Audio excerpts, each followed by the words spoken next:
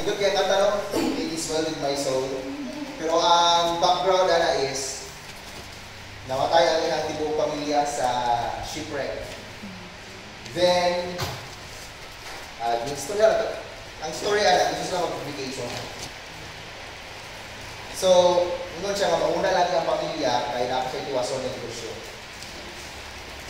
So, during the night sa pag-voyage, nagkaroon ng pag-aanay. So, na-shipwreck. So, namatay ang tibuong pamilya. So, I'm mistaken sa story. Then, instead, nga pasulod niya ang Ginoo, anong iguwa sa Ginoo ang tanan niya nga hinigugma sa Ginoo. So, nagsakay siya lain na ship. Nagsakay siya lain na ship paadto sa asa na unlod ang barko na sasakyan sa pamilya. Then, on the way sa area kung asa namatay ang pamilya, nagsulat nila ang initial yung marisol. Diba no? So, mostly, ang pinakanindot ng mga mahitabo sa itong pinabuhi ka na makaagit ang kalisod mo. Diba no? So, kung pina-enjoy na ito na kanta karon, initial yung marisol.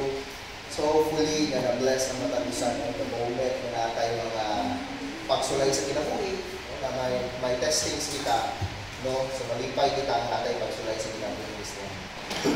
Well, good morning everyone. So, salamat sa matalusan na nakaabot kayo ng Sunday morning. So, una sa tanan, mga ilang pasensya. So, dili ko stopper, dili ko stabiro. So, wala lang ako nag-shake hand sa inyo kay ako yung umot tapos sinasinak ko ba. So, sikat rin ba karoon ng monkeypox, no? Basig ako yung rason ba nga magkasakit mo. So, hands off lang sa ta. So, nalipay ko nga, abot mo kang nabuntag. Pero, syempre, protocol. Di ba, no? Tungod sa mga sakit. Kapag yung unod sa istorya sa tanong, kaya tarang sa nagot ka makita. Istorya sa tanong, dali alas 11 pa lang, isa mag-isadaan. Ang unggoy, kayo ang monkeypox. Pero before na siya nakikita ko na chicken pox. Di ba? Kung i-combine mo ang chicken o ang pox, na kay butoy-butoy, na karon di pa dako pag yun kay monkeypox. So, dili sala sa unggoy, sala sa pox. So, bisag dun sa hayop pag isalo sa pox, mo rin nakadaot. Di ba, no? Butoy-butoy ka. Pero kidding aside, sa una, no, kung bugas ka, alay mo na rin, butoy-butoy, bugas na. Di ba, no? Pero karon basig mo na ng monkeypox. Di ba, no? So, makinapingay tamatag sa tungkol sa mga virus. So, wala siya'y wala yung vaccine, wala siya tambal. Pero maayo lang siya for how many days. Pero syempre, hindi ko taganahan ng magbutoy-butoy akong naulog. Yung dagatag nga butoy-butoy sa lawas, sa mga pinagitang tagusa. Most especially, paabot na ang school year, so we still have 2 more weeks to go before the opening of classes. So today is June 1, so dala lang mo 15 days. Appeal day ko, dala lang mo 15 days to prepare. No, so, nag-start na ang Brigada Eskwela tomorrow. Di ba no, launching na sa Brigada Eskwela tomorrow. Then, 16 will be the start of this school year. So, pas-pas kayo agad sa panahon. So, please involve in your prayer, no, ang preparation sa back to school nato, no, sa church. So, most especially sa mga students and sa mga Sunday school kids goers, no, maka-assist kita sa magagmay ng mga utang. No, notebook, ballpens, and etc. So, apit na. So, ganihan, nabasahan ako nga nagpag-nalay memo with regard sa kanang monkeypox. No, I don't know sa private-owned na trabaho, pero kung sa government na, kung nakay symptoms sa monkeypox, pwede ka mag-work at home. So, I don't know sa inyo, di ba, no, sa private, kung naabay ana. Pero probably, pa-work at home mo, dahil ko doon, mag-drive ka nga nakay butoy-butoy, nagkabaligya ka, tinapay, di ba, no? So, probably, no, so, let's continue to pray magkaroon ng vaccine or prevention sa matagisa. Di ba, no? Kaya isod din magkasakit. And of course, syempre, nalipay ito nga nakaabot ka ng nabuntag ang igsoon ni Norris. Makalimot dito sa mga... Sinsay ka ninyo, ano? Bisagali ko sa mga estudyante, makalimot dito sila pangalan, pero makalimutan Norris na ako. So, pagpagtakilid, pagtalikod, kailan dito. So, salamat kayo nga nakaabot si Norris, bansa iyang kapika sa kinabuhi, si Russell. So, and of course, sa mga igsoon ni Norris na mga kamutagon, so welcome kami sa church. So, di man ako basta kayo na i-sell ang nasa ilang pangalan. No, mahilig kong sell na. Maricel, tama ba? Maricel, ang isa. Giselle, ang isa. Marian. Amo ni wala i-sell. Marian. Mga pagumangko na dahil libro ang mga pagumangko na sa ang igsoon. So, Maricel, Maisel, Giselle, o Grace. So, dali ang isa Grace. Doris. Okay. So, salamat. Welcome ka mo kami pumunta. So, di kita maglangan. So, ingon ang kanya. Nasa sila. So, namahawak ako. Para siguro sa tumawa eh. So, ginahaya ka sa dito. Let's open our Bibles in Exodus chapter 20, verse 8. Just one verse this morning.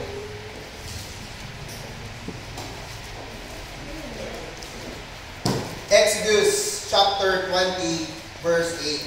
Say amen to that. Mostly, na-memorize lang yung aning commonly is Exodus 20:15, di ba no? Sana Exodus 20:15? Hindi ka makawat. No? Kaya tudlog ginayin sa mga kapatanunan, no? So, karon na kamutago, let's talk about the other commandment. Di ba no? Fourth commandment na makita natin sa Exodus chapter 20, verse 8. Say amen. Karang diya? Ato lang yung dumala sa pagbasa sa mapusog. Everybody, read. Remember the Sabbath day to keep it holy. At mga panalangin sa balaan ng tulong. Kamay na mga langito, di balaan ng Diyos. Salamat tayo ginong sa iyong kaayo. Salamat tayo sa iyong pag-extend sa mga pinagpulit. Ako po yung taknaan mo. Padayon Ginoo sa pagtulong sa iyong tulong. We pray at Ginoo, ikaw maghahatag paalam ng ito kanawin mo sa pag-believers sa iyong tulong. Ikaw mag-prepare sa matag-usap sa kasing ginawa ng Ginoo sa mga pagpaminaw mo. I-bless kami Ginoo, ito pa kami sa iyong tulong. Ikaw magpatuwa Ginoo, ikaw kami Ginoo sa ulang Espiritu. Palayo kami Ginoo sa mga hangin sa yawa Ginoo sa tulong sa Ginoo. Jesus, I pray. Amen. So magaling ko ng tanan and once again, good morning. So, ang topic na ito karang buntag, or ang text na ito, or ang title, or whatsoever, ang topic is, why go to church? Di ba, simple lang kaya ang topic lang. This is a question. Why go to church? Ganun ba ito mga kasimbahan? No? This is a simple question. Bakit so, hopefully matagaan na ito, dako mabili, ganun mo abot ang simbahan. Di ba no? So, first of all, una-una na to, kung natin relasyon sa Ginoo, nagasik yun ta sa pag-abot sa balay alangkuan. Di ba no? So, ito himay-himay yung karong buntag. Why go to church? That is the question. Anong wadto mga simbahan? Di ba? So, kung sa kalibutan pa ni ang Sunday is a family day. Okay? When you say family day, pwede ka mga beach, resort, wala kayong trabaho. Tama ba? No, mag-adto sa mall, kinagag-sale pang Sabado Domingo. Di ba no? Pwede ka mag-adto bisag asa kaya naman, this is family day. No, that is why mga kaigsunan ang mostly no sa mga walay relasyon sa Ginoo, di gyud wadto church, yan ang gina-consider nila ni nga family day. Pero mga kaigsunan, if you are a son or daughter sa Ginoo karong kabutagon, di pa ila-ila yung pamilya sa ilan sa Ginoo. Go to church. That is why we need to go to church. The fourth commandment begins with a powerful word. What's the first word? Remember. Di ba no? So powerful yung word na remember. This is not a casual suggestion, but a divine imperative. Nga naman, yan ang gisulat man sa Ginoo sa iyang tutlo, no, ang ikaupat na commandment nga remember the Sabbath day to keep it holy. Okay? God knows that we are prone to forget. That is why lingon siya, no? Sa Ten Commandments, duhalang kabuok ang gisulat diya nga wala na nagbutang nga thou shalt. First, remember the Sabbath day and keep it holy. Kadua, honor their father and mother. Ang first word na gibutang sa fourth commandment is remember. Because makaigsunan ang tao perminti gyud makalimot. Mutuo man ang istorya nga walay gahom makalimot pero makalimot ka. Mutuo mo sa dili. Tagan ko example. Nakatry ka, naglingkod ka sa gawas sa balay ninyo na kay Ginoo na musunod ko sa balay kay nakoy kwaon. Pero pag sunod mo sa inyong balay, nakalimot ka na kay kwaon. Di ba nga naman common sa tao kung makalimot, hila binabang palimot-limot.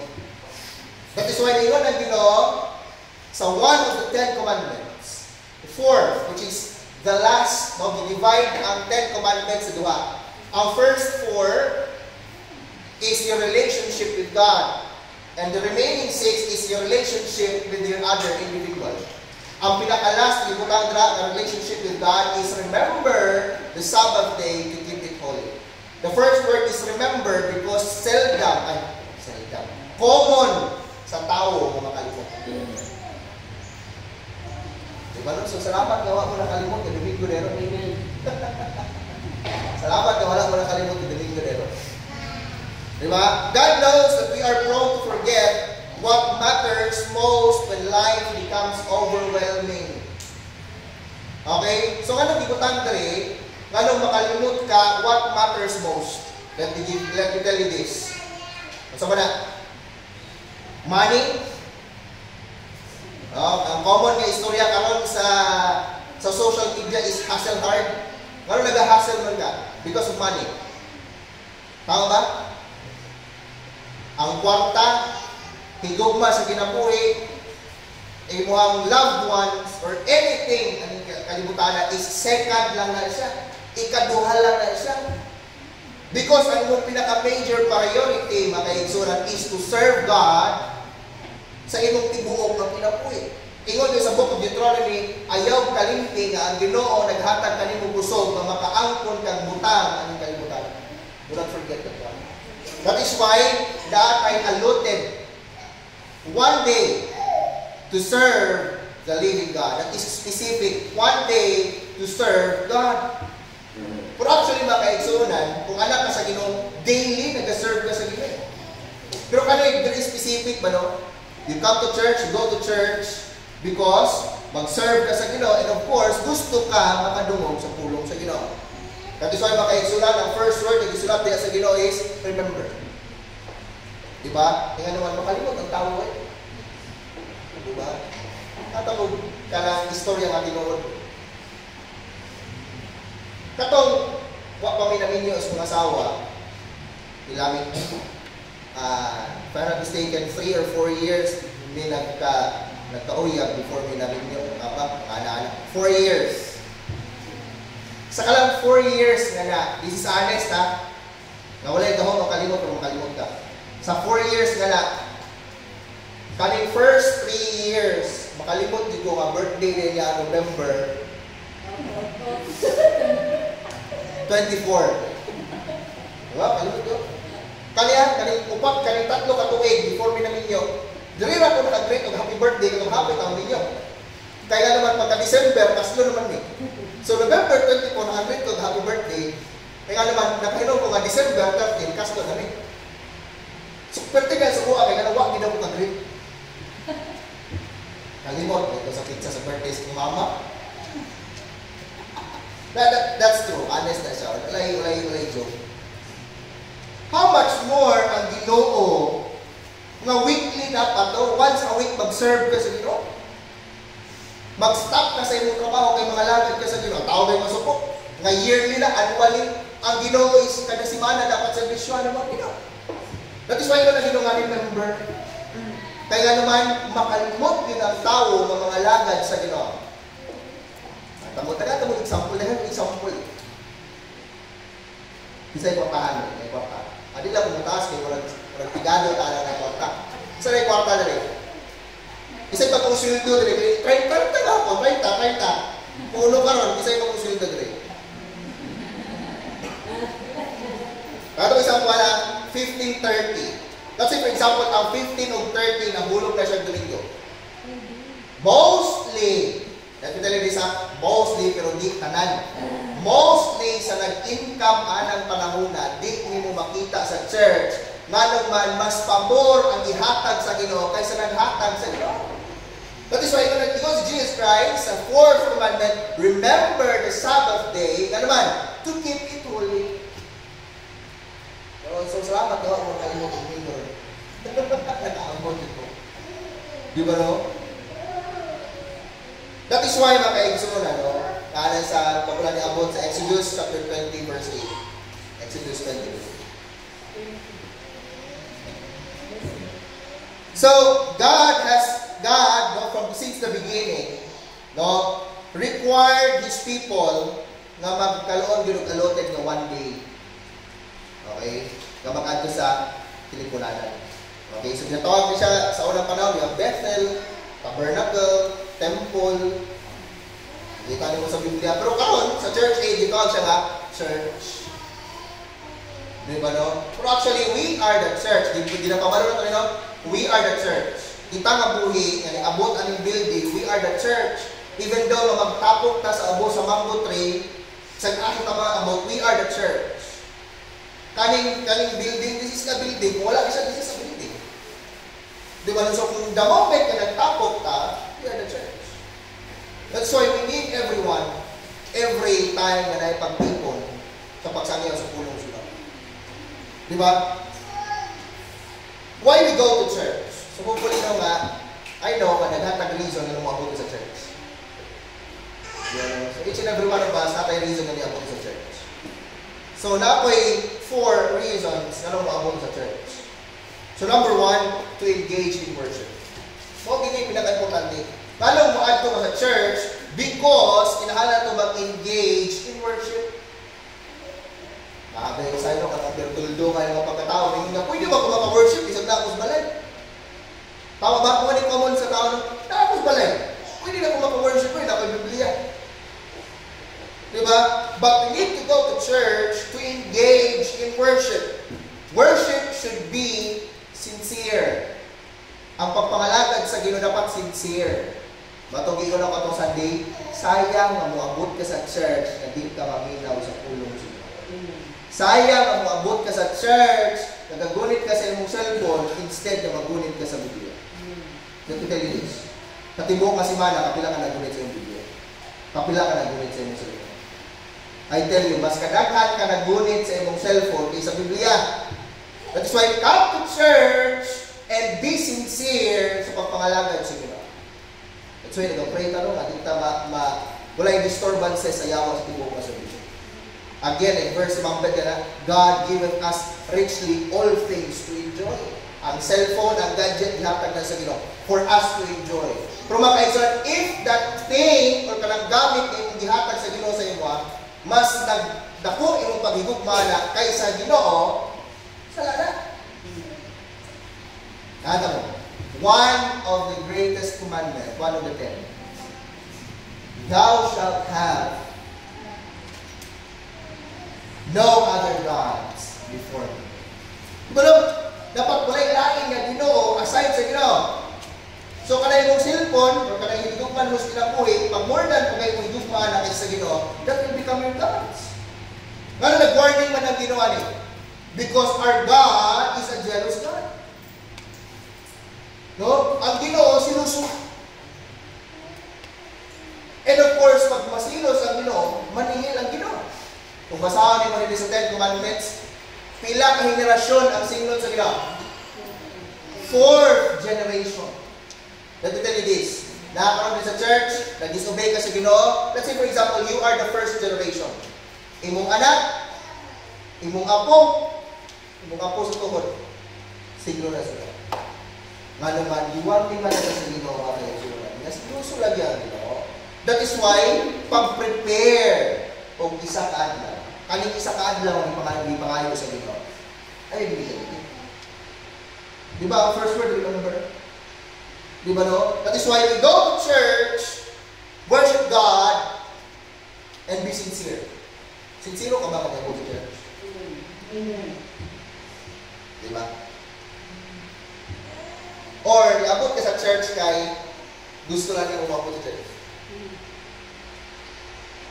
Excuse me. Dahil rason eh. Ano umabot sa church kay para maingon nga reliyoso. Umabot sa church, ato tagsimbahan, reliyoso diyan ka. Let me tell you this. No? Kung reliyoso ka, nag-obey ka sa law sa church, pero wala kayong relasyon sa law. That is the difference between religious and sin. Because nag-reliyoso nga, blind o lost.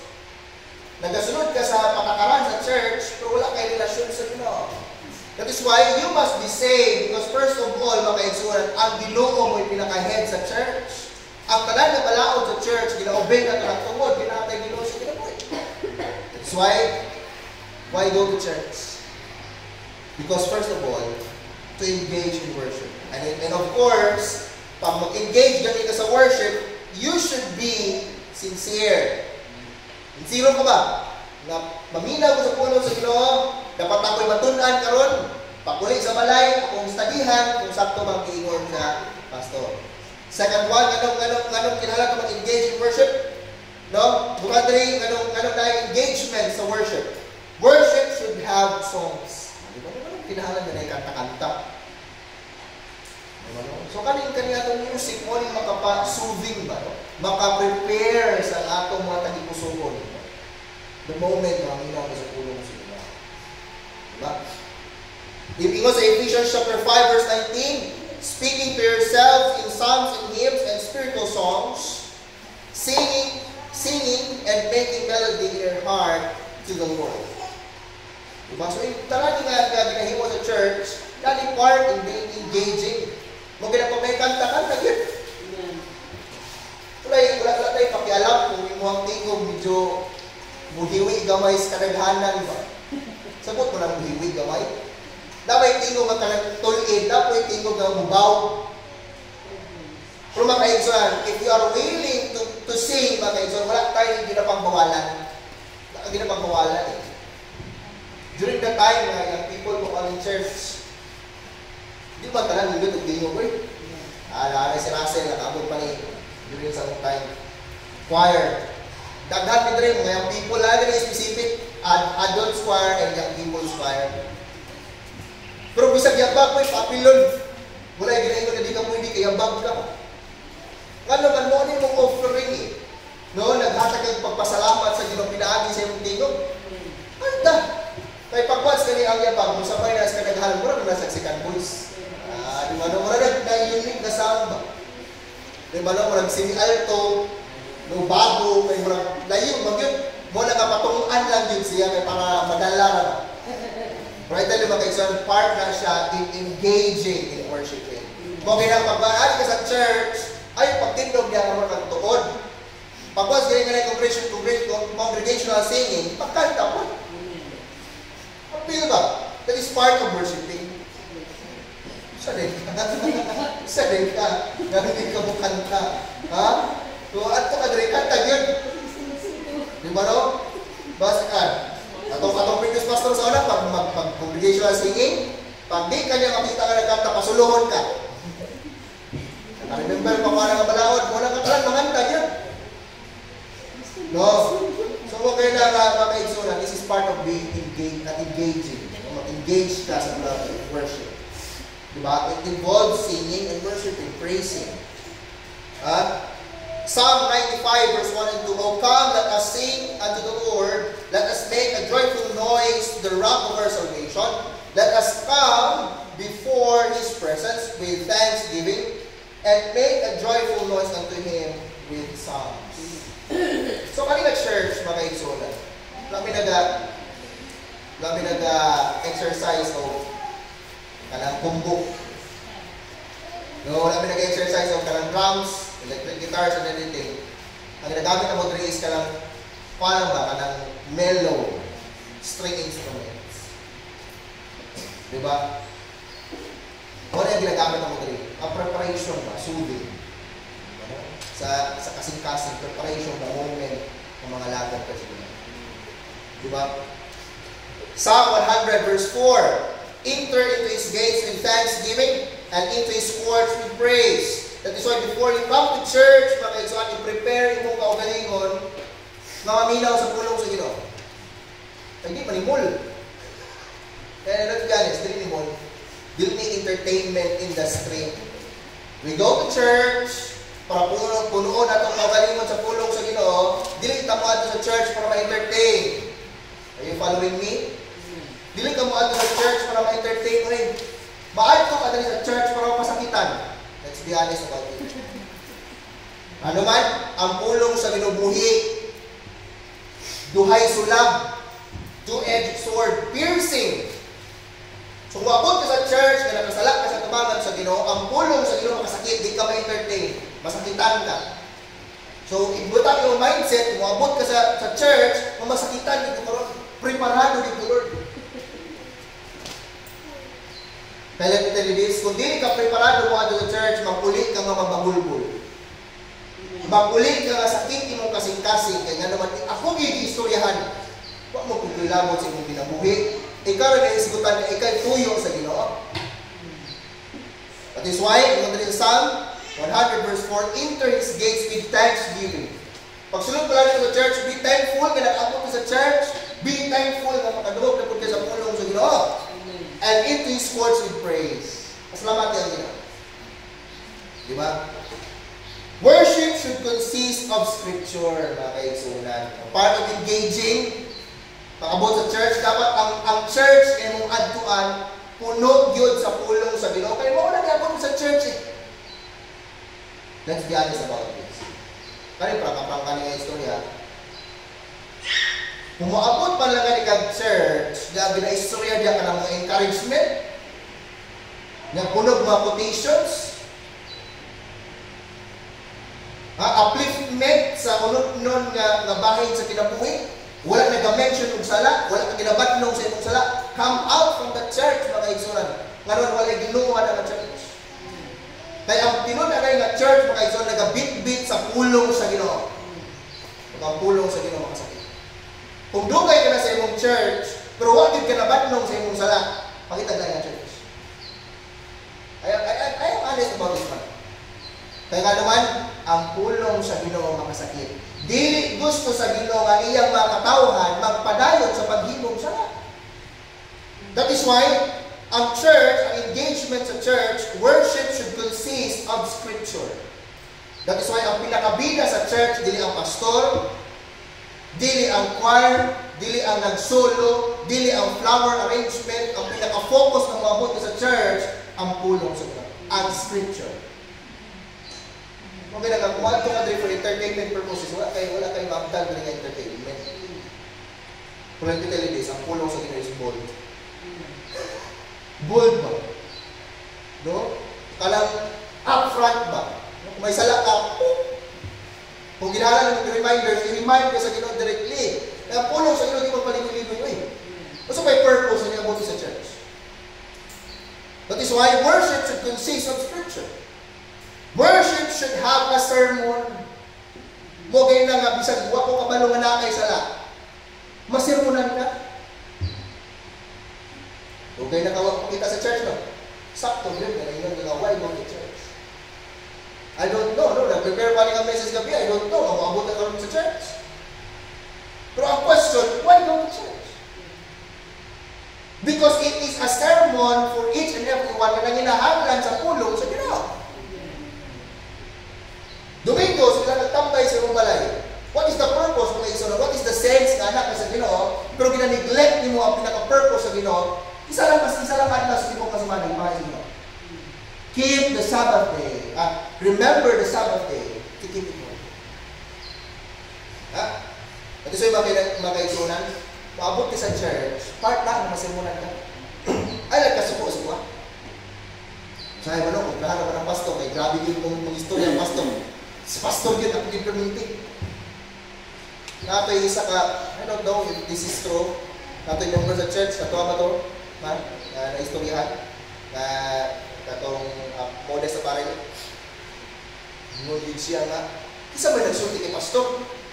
Naya ito kung isa nila atong mga nilabay nga. Law, suko kaysa itong previous pastor, kaya anong siya yun ang istoryahan. I tell you mga kaisan, wak ko na swito sa ilang kinabuhi. I have a Facebook account. Dapat yung have a Facebook account. Pero seldom sa inyo ang naging friend ako sa Facebook. Inihap lang. Ako ba, dili ko pakita sila kung ano. Kaya basta i-unfriend ako, makita na akong nasa yung mga uyak. No? Ganun ba kayo sunan? Kaya nag-tell this. So, dili ko lang focus na wala ko yung pakialam sa inyong kinabuhi. Kung manilasyon ka sa Ginoo, ayaw kaulaw sa pastor na nag-exercise ka sa pag-imog sala. Kaulaw sa Ginoo, kaya Ginoo nagabantay sa imo 24/7. That is why when you come to church, Preparado na ang pulong sa Ginoo. Kung may katuyuan ang Ginoo sa iyong kinabuhi, it will become a sermon to you. Ha? That is why, go to church. No, simple lang kayo. Why go to church? Para maminaw na sermonan ka. No? Kung talaga na rin, some of you here, mas inaral pa sa buwan. Sa'yo, makalimot din mo sa kong age pa. Minun ako, nag-18 lang ko. No, I am 33 years old. Some of you here, mag-inaral mo sa buwan. Pero it doesn't matter. Igamit ko sa Ginoo sa pag-share sa pulong sa Ginoo. That is why, whatever age you are, whatever gender you are, kung sa mga age bracket, kung may katuyo ng Ginoo sa iyo, it will become a sermon. That's why go to church. Kinahanglan mo rin. Ha? Second one, why go to church? Tulungan din eh, why go to church? Because, anong kinahanglan to church? To encourage others. So pag ato ba na ako sa church, na-encourage ba ako ba? Feel mo. Maniabot ka sa church, ba kayo na-encourage na niabot ka sa church? Ako gani, nag-ipay yun naman niabot ka. Excuse me. So the moment you come to church, naitaw ka na-encourage na niabot. Ha? To encourage others. Hebrews chapter 10. Let's open our Bibles. In 24 down to verse 25, makaigsunan mo yun niya, importante yun kayo ang pag-attend sa church because na ay ma-encourage ka, nagpadayon ka sa pagpangalagad sa Ginoo. Hebrews chapter 10, verse 24 down to verse 25. Isa mo na rin, let us consider one another to provoke unto love and to good works. We must provoke each other. Provoke ko. Ay, gusto mo pangalagad, Brad. Gusto mo pangalagad, sis. Provoke one another unto love.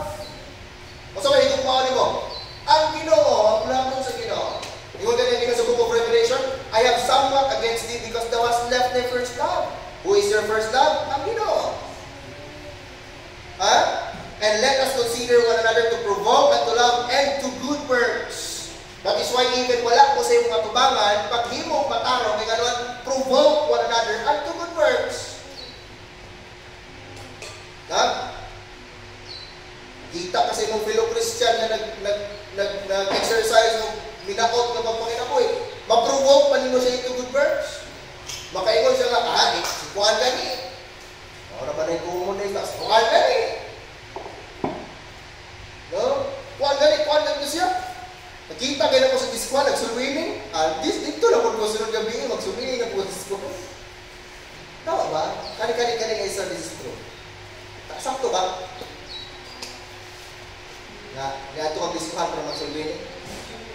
Muna gito ang doing right in a wrong way. Imong intention maayo, lain po nung disco. So mag-disco mo dito, Brad, luwas na ba ka, Brad? Nalala ko dito. Kisa ba yung personal manluwas? Lain po nung. Nakita kasi mo kumano, si Brad man ko. Ako nag-disco lagi, interview ni ka na ko sa likod Brad, nag-surinig ko. Dahil pa, lang ka naluwas. Let me tell you this, my son. Provoke one another. Na? Let us consider one another to provoke unto love and to good works. That is why the Bible says, whatever you do, whether you eat or drink, most especially mga kaisan, hopefully nga marimaya ang Ginoo sa iyong pagkakas. So, i-provoke mo. And so, you come to church to provoke each other. Magpadayon sa pagpangalagan sa Ginoo, inaapa kung manangalagan, iasa na ka. Diba? So, ikaw ang isa na makapaboost ba? Makapadasig sa imong isig kay imong na Kristohanon na mag-serve sa Ginoo, inaapa na nabilin sa pag-serve. To encourage others. The church is like a human body. But we are a member of one body in particular. The church is like a human body. It is made up of many members. And when one member hurts, the whole body should give attention to the hurting member to minister healing to it. Mogay na siya. Ayaw, kalain. Pinapiem ka magsimba tao, masis. Kumusta naman ka? Ako bilang mambit. Kumusta naman mo? Okay na mo niya. Simba tao mo ha. the seed in your mind. It's one way of provoking. Letting you know na nainahigugma sa iyong espirituhal na bayan sa Pilipinas. That is why, pasalamati, harapan na higugma sa inyo. Okay? Sa buwan mo talagang higugmaan ay nga more than sa friendship na nata, pero in spiritual matters, baka insugan. Higugma na ito. The church should be an encouraging force to its weak and hurting members. Sa karoon ng panahon, dali na lang tayo maka-communicate by cellphone, by Facebook, Messenger. No? Na makabalot ang nanay gilaay sa kinabuhi. Gilaay nag-posting din ko, ikapoy na dito. Kaya maka-PM din na, asa na ka? Kumusta naman ka? That is part of being a part of a big body. Naman na naigugma sa inyo po eh. Okay, always come to church. Isa kung sa pala na katayuan sa kinabuhi, nagkalisod ka, nalipay ka, na kay burden yung idala sa iyong kinabuhi, come to church, baka isa na dahil ma-encourage sa iyong kinabuhi. When we come to the house of God, we should be able to say, hopefully, my spiritual and emotional burdens were lifted today. Umabot ka sa church para mabawasan ba kapulaton sa iyong kinabuhi. Diba no? Lastly, why go to church? Anong kailangan tumating to church? To energize for service. Paano ka ma-energize? Nagkaluya mo sa iyo kinabuhi ba? Kaluya mo. Kaluya mo sa iyo kinabuhi ba? Kani, seryoso niya isa doon. Kaluya mo sa iyo kinabuhi ba? Kung nag-inon mo, gawa mo naluya, grabe mo kung naluya mo sa inyo naman, Miss Barry. Sometimes, lang hindi naluya mo. Sa karoon yung sumana, naluya mo sa inyo naman, Miss Barry. Alitan. Luya ka no? Sabi na, maguna-huna ka nga. Wala na yung bugas. Pag-abray mo sa rep. Tako na lang ng kuritok yung gulay na nabiling. Wala na, di ko na lang. Burden. Bago kayo sa isang quotation, when burden is pressing it down a bit, rest if you must, but don't do it. But remember, pwede ko ano, no? Diba? Pagwas kayo nag-burden, naghatag ka bugat ito sa imo ginapi ka ba? Pahulay lang for a moment, but don't do it. Because baka isonan, natay ka pahulayan sa kamuan sa Ginoo. That is why you need to come to church to be energized. Kanang maano ka ba? Maulian ka ba? Ano ba example? Na-driver tray. Na-driver tray. Pag-once di mo anda ang sakyanan, unsay mo ang i-troubleshoot, pinaka-basic. Di ba ang kinabuhi, no? Gasolina, battery, money. Ako din si Sir Tony. Nag-ano po din siya sa Yellow Bus, money pa ako mo din. Gasolina o baterya, money pinakinabuhi. Di under pa man hapon, namatay man ron. Before ka magkuri-kuri sa mga wiring, ba isa pagpiling expert, kayo na kayo ng wire. No? So diyan sa gasolina o sa baterya, dapat na isang fuse. O di ba ako mo di mga bloodline. So pagpa-andar ni mo nga, nag-andar mo ng dashboard. Pero pagka kung walay ko, may supply ko, umatay man. Diba na yung mga nadaon? Delete fuse. Kasi ka mo ng dashboard. Tama? Ato rin ka sa supply sa gasolina o sa baterya. Pagtangkaw mo sa gasolina, kung naman na ikuan, dahil unod ang gasolina, ultang. Karong di-test ni mo, ikudlit-kudlit ni mo ang baterya, wala na yung spark. Sa imo ang whole button karon ng baterya, ipaadto ni mo sa charging area, imo ang i-recharge. Let me tell you this, ang kinabuhi Kristohanon, all throughout the week, malustay yun. Maungod yun. Diba, example na ka ng uling. Pagdaghan sila, ula kayo.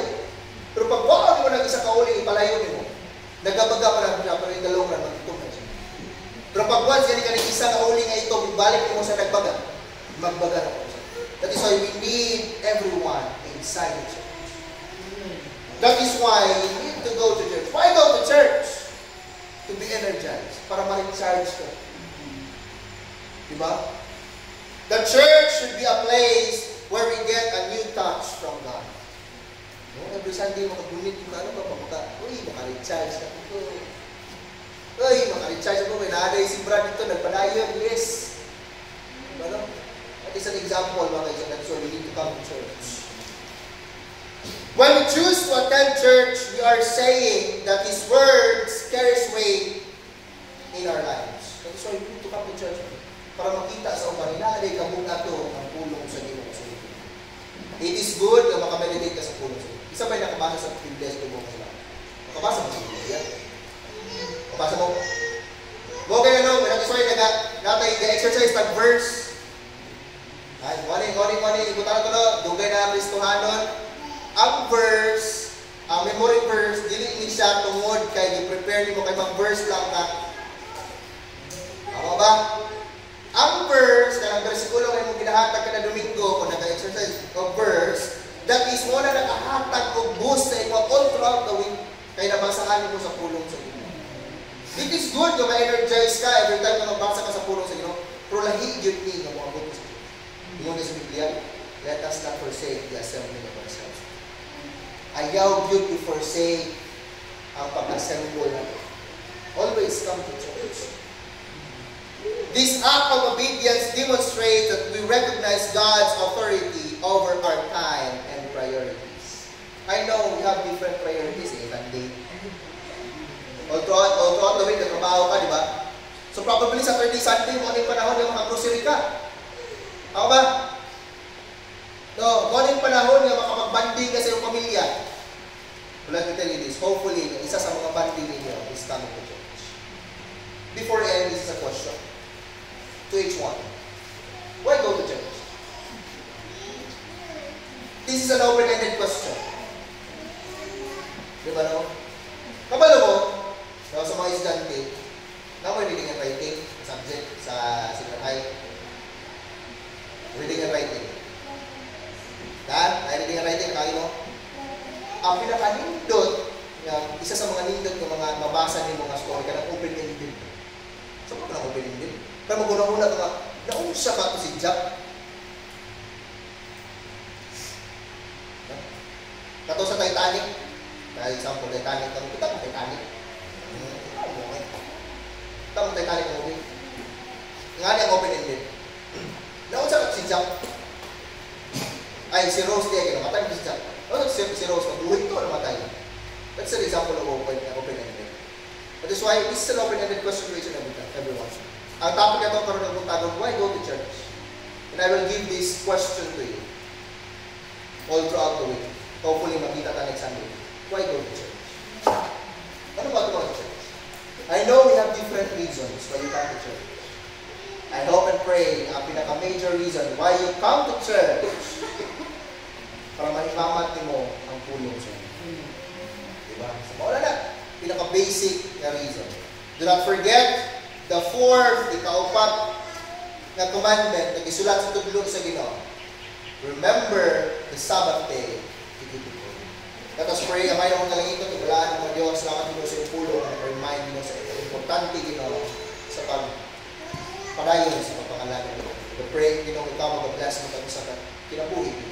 Always, remember sa pagpangalaga Ginoo. Bless kami sa tibukan. Jesus name I pray. Amen. Good morning everyone.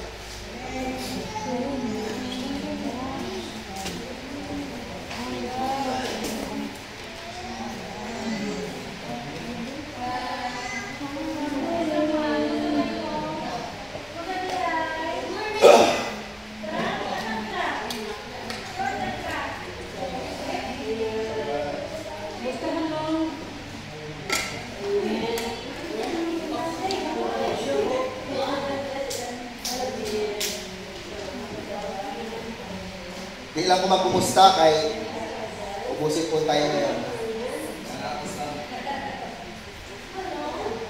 Wala man sila pero ako iubusin po lang na. Good morning na lang. Di lang ko sabi, ubusin po, lagnat na lang. Kasi matakdan ba? Kaya lang, kasi ubusin po. Good morning. Ready pa ninyo. Ano ba yung